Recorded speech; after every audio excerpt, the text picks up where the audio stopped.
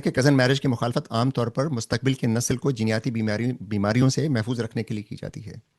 اگر شادی سے پہلے دونوں افراد کی جینیاتی ٹیسٹ کلیئر آ جائیں تو کیا پھر بھی کزن میرج سے ہونے والی اولاد میں جینیاتی امراض کا خطرہ باقی رہتا ہے؟ تو اس کا جواب یہ ہے کہ جی ہاں، اس طرح سے دیکھیں کہ جینیاتی بیماریاں تو بہت زیادہ ہیں، یعنی ایسی بیماریاں جو کسی جین کی خرابی کی وجہ سے ہوں، وہ تو سینکڑوں کی تعداد، ہو سکتا ہے ہزاروں کی تعداد میں ہو، اور ابھی ہمیں علم نہ بھی ہو کہ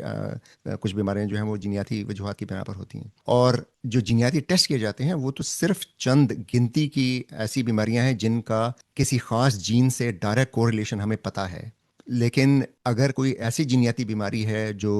زیادہ کمپلیکس ہے، اس میں دو یا دو سے زیادہ جینز کا اثر آتا ہے، تو وہ جینیاتی ٹیسٹ میں پھر وہ نہیں آئے گا۔ اور دوسری بات یہ ہے کہ بعض اوقات لوگ یہ بھی کہتے ہیں جی کہ ہمارے ہاں کزن میرج ہوتی ہے لیکن ہمارے بچے تو اللہ کا فضل ہے ٹھیک ٹھاک ہیں، اس لیے ہمیں تو کوئی مسئلہ نہیں لگتا کہ کزن میرج سے کوئی خرابی آتی ہے۔ تو عرض ہے کہ یہ ضروری نہیں ہے کہ اگر والدین کے جینز میں کوئی جین ایسا ہے جو ڈیفیکٹو ہے یا جو بیماری پیدا کر سکتا ہے، تو وہ والد اور والدہ دونوں میں موجود ہو تو بھی اس بات کا امکان ہوتا ہے کہ بچوں میں وہ نہ آئے، اس لیے کہ فرٹیلائزیشن ہوتی ہے جب بیضہ اور سپرم ملتے ہیں۔ آپ کو علم ہے کہ ہر سپرم اور ہر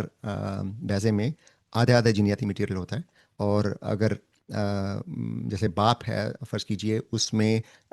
ایک جین ڈیفیکٹیو ہے ایک نارمل ہے، تو وہ باپ میں کوئی مرض نہیں نظر آئے گا۔ ماں میں ایک جین ڈیفیکٹیو ہے ایک جین صحیح ہے، تو ماں میں بھی کوئی اثر نہیں ہوگا، کوئی ظاہر نہیں ہوگا۔